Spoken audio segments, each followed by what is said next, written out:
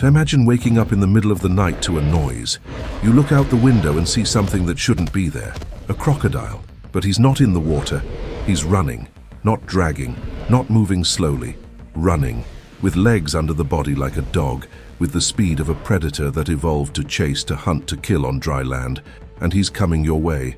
This is the nightmare that animals in the past really lived through. And the name of this creature was Barinasuchus. Today we're going to talk about the moment in the history of life when crocodiles stopped being just amphibious killers and became terrestrial killing machines. And once you understand what that meant, you'll never look at an alligator the same way again.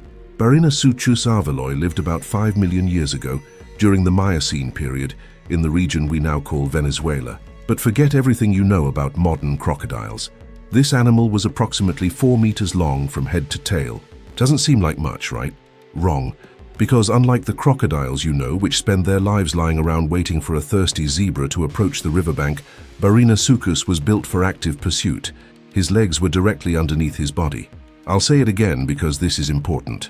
Directly underneath, like yours, like a dog's, like those of a theropod dinosaur. Not sideways like a modern alligator that always seems to be flexing. This biomechanical change seems small, but it's the difference between crawling and running, between waiting and chasing, between surviving and dominating. Barinasuchus's skull was deep and robust, with serrated teeth that clearly said one thing: I don't eat fish, I eat you. The eyes positioned further forward, giving improved binocular vision. Do you know what binocular vision has? Predators. Do you know what it doesn't have? Fangs. This animal wasn't worried about watching its own back. He was the danger others needed to protect themselves from. And here's the part that leaves paleontologists with that slightly disturbed smile when they find fossils. The structure of the pelvis and the hip joint suggest not only the ability to walk upright, but to maintain that walk for long distances. This wasn't a party trick, it was his lifestyle. Let's talk about evidence because science is not guesswork. The first fossils of Barinasuchus were discovered in the Urumaco Formation of Venezuela, an area that in the Miocene was a tropical floodplain. But it was not a region dominated by water. It was a humid savanna with pockets of forest and extensive open areas. The kind of environment where you need to move quickly or you become dinner. The long bones of the legs have fascinating characteristics.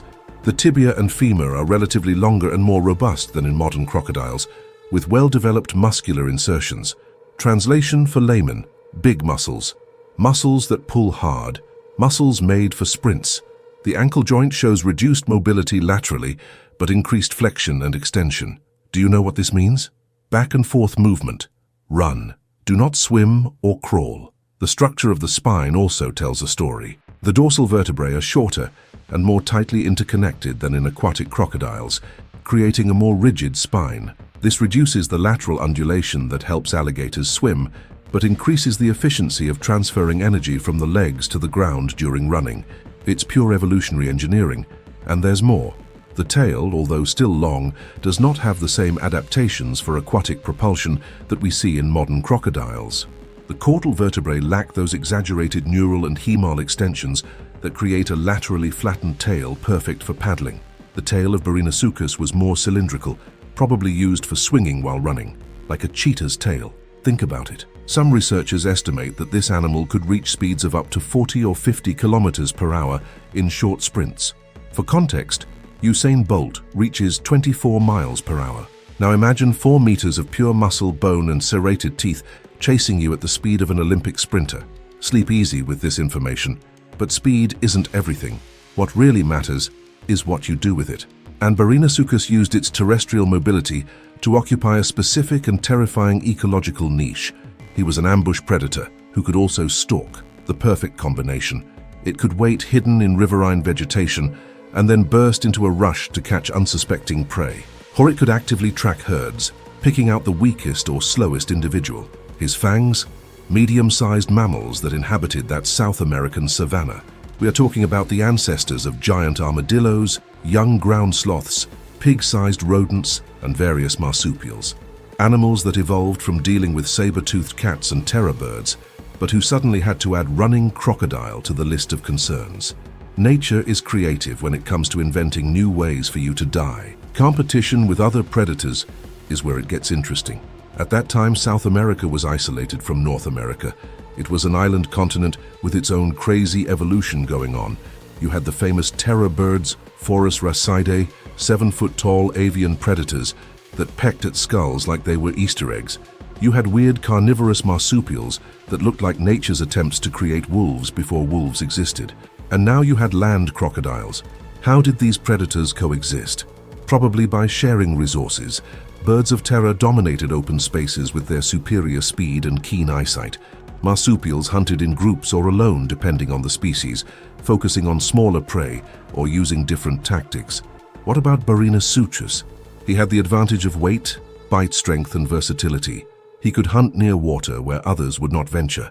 It could take down larger prey that a Forus racidae alone would hesitate to attack. Let's do an imagination exercise. Close your eyes, not literally because you need to keep watching, but mentally paint the scene with me. It is late afternoon in Miocene Venezuela. The sun is low, turning the sky orange and red. A group of toxodonts, stocky rhino-like mammals, approach a waterway to drink. They are cautious. They know that water means danger, but the thirst is stronger. The dominant male lowers his head, begins to drink. The others follow. For a few seconds, there is only the sound of water being sucked up and the distant buzzing of insects. And then the opposite bank explodes. Not in water, on land.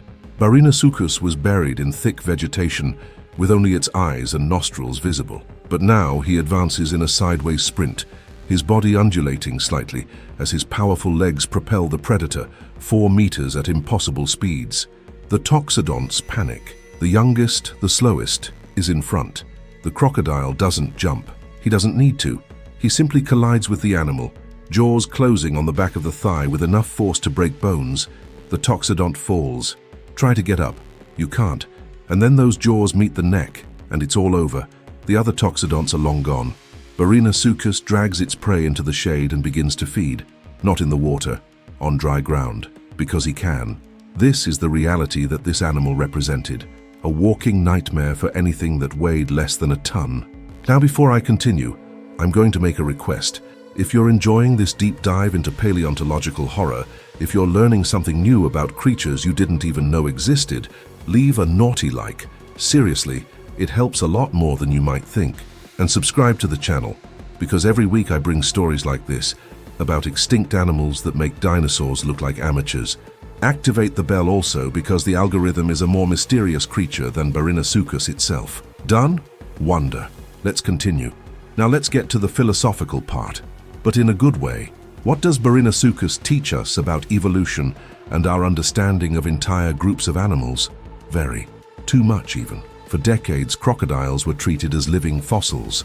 That comforting idea that they're exactly the same as the dinosaurs, that they haven't changed, that they're a perfect window into the past. It's a romantic idea, and it's completely wrong. The crocodilomorph lineage, which includes all true crocodiles and their relatives, has been incredibly diverse throughout history. There were marine crocodiles that looked like dolphins. There were herbivorous crocodiles with flat teeth for chewing plants. There were tiny crocodiles that ate insects. And there were land crocodiles that ran like mammals. Barinasuchus belongs to the group called Cebicidae, terrestrial crocodilomorphs that emerged after the extinction of the dinosaurs and spread mainly across South America and Africa. They occupied niches that in North America and Eurasia were filled by carnivorous mammals. Why? Because evolution does not follow a script. She improvises based on what is available. When the dinosaurs were wiped out, there was a massive ecological vacuum. Who would be the new large land predators? In most places, mammals have taken over this role, but in isolated South America, birds and crocodilomorphs competed for the throne. And for millions of years, they won. The mammals waited their turn. This completely redefines what it means to be a crocodile. It's not about living on the water. It's not about being a patient ambush killer. Being a crocodilomorph is about having a versatile body plan that can be modified to exploit virtually any niche. Aquatic, land, aerial, okay, not aerial, but it would make an incredible video. The biomechanics of Barinasuchus also teaches us about evolutionary convergence. He independently developed features that we see in predatory mammals: legs straight under the body, cursorial locomotion, active hunting strategies, all this without being a mammal. Evolution is constantly reinventing the same solutions to the same problems. Need to run fast? Place your legs under your body. Need a strong bite? Develop strong jaw muscles and serrated teeth. It works for crocodiles, it works for dinosaurs, it works for mammals. But here's the part that really fascinates me. Why did cebicids disappear? Why aren't there more land cursor crocodiles? The short answer is environmental change and competition. About 3 million years ago, South America and North America were connected through the Isthmus of Panama. And then began what paleontologists call the Great American Biotic Interchange.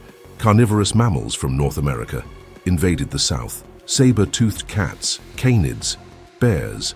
These guys specialized in land hunting in ways that millions of years of evolution on connected continents allowed. They were, quite simply, better at the land game. The birds of terror have become extinct. Most South American carnivorous marsupials have disappeared. What about cebicids like Barinasuchus? They were also swept away. Nature is brutal. It doesn't matter how terrifying you are. Something worse could always come along.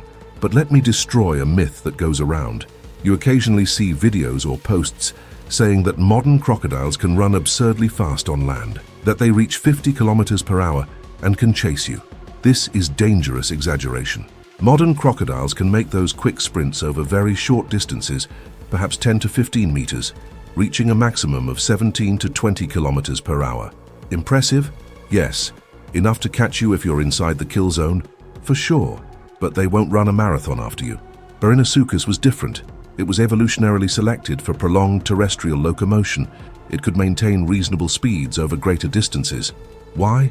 Because that was literally his job. Modern crocodiles are aquatic killers that tolerate land. Barinasuchus was a terrestrial assassin that tolerated water. Another thing that needs to die is the idea that extinct animals were necessarily primitive or inferior. Barinasuchus was not a crocodile that had not yet discovered water. He was a predator, perfectly adapted to his environment and time. It has been successful for millions of years. When his world changed, he disappeared.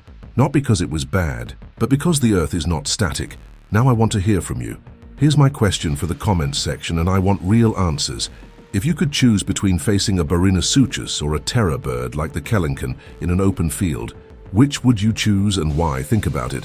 One is an armored tank with bone-crushing jaws.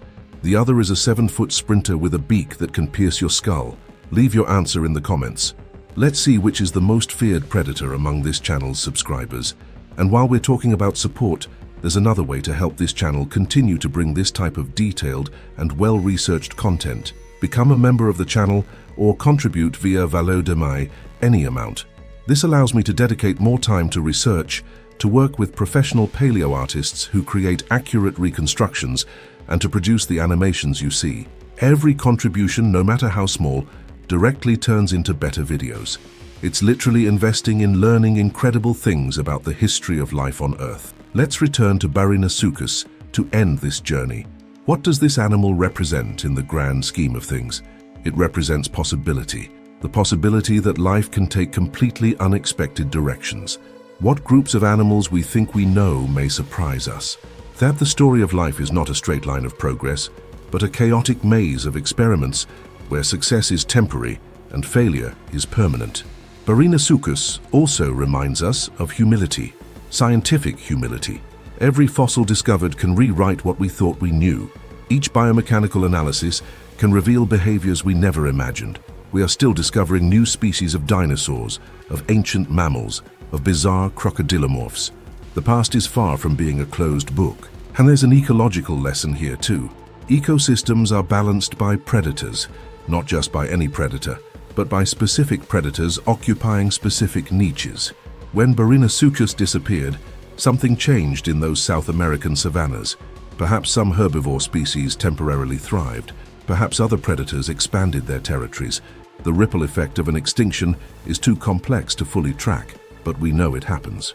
Looking at modern crocodiles with this context, you realize that they are survivors, not in the sense that they were weak and got lucky, but in the sense that its lineage has experimented with practically everything, and what is left are the forms that have found stable niches.